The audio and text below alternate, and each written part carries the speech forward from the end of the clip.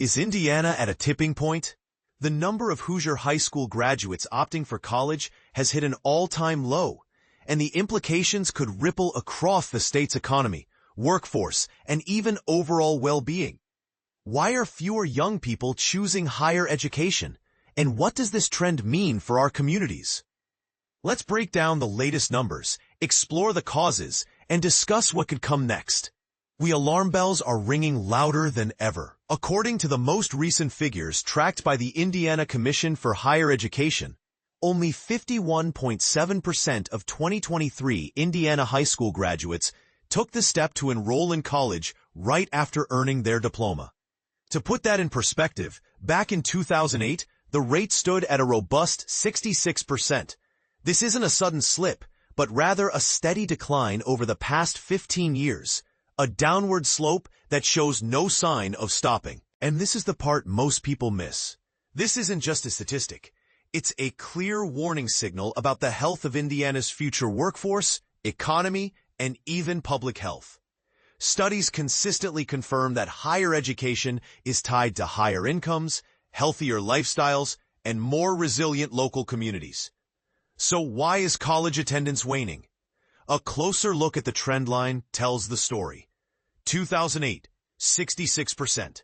2013, 64.6%. 2018, 61.3%. 2020, 53.4%. 2023, 51.7%. This isn't just a statewide problem. In St. Joseph County, only 49.9% of high school grads went straight to college in 2023. A steep drop from 68.3% in 2008.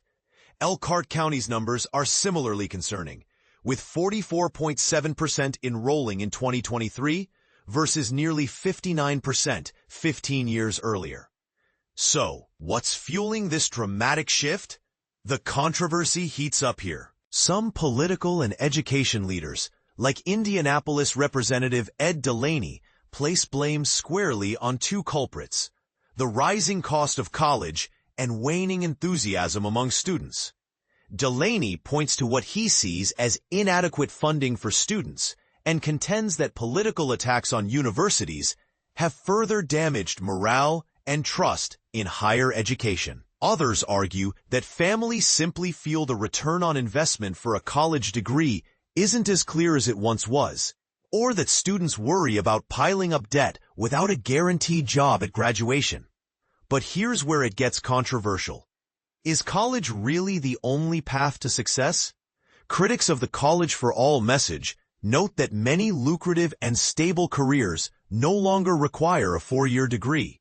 At the same time, business leaders like Jeff Ray from South Bend's Chamber of Commerce argue that statistically, higher education still pays off. People with more education tend to have higher incomes, greater job stability, and lower chances of unemployment, Ria says.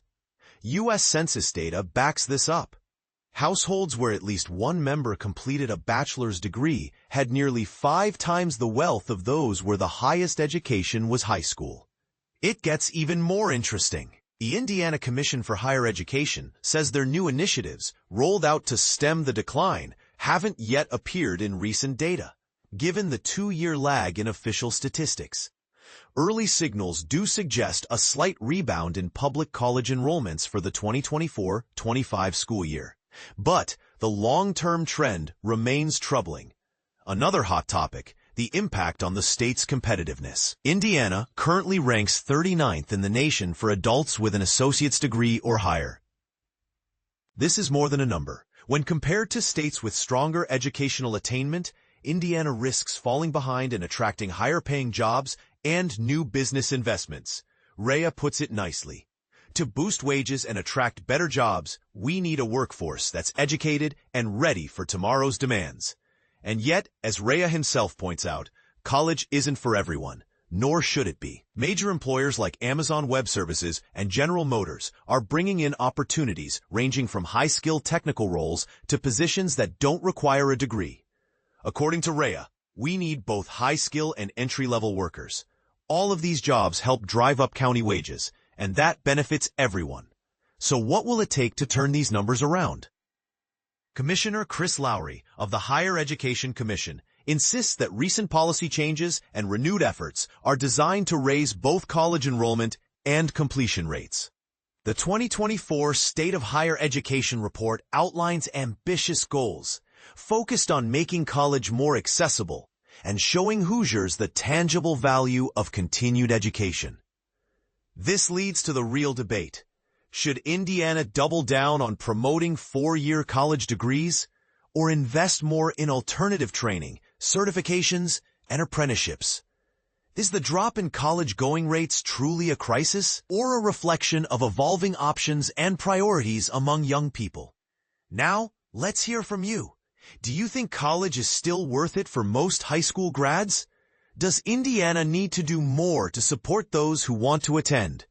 Or should we celebrate other pathways instead? Speak up in the comments. Your thoughts could help shape the future direction of education in Indiana.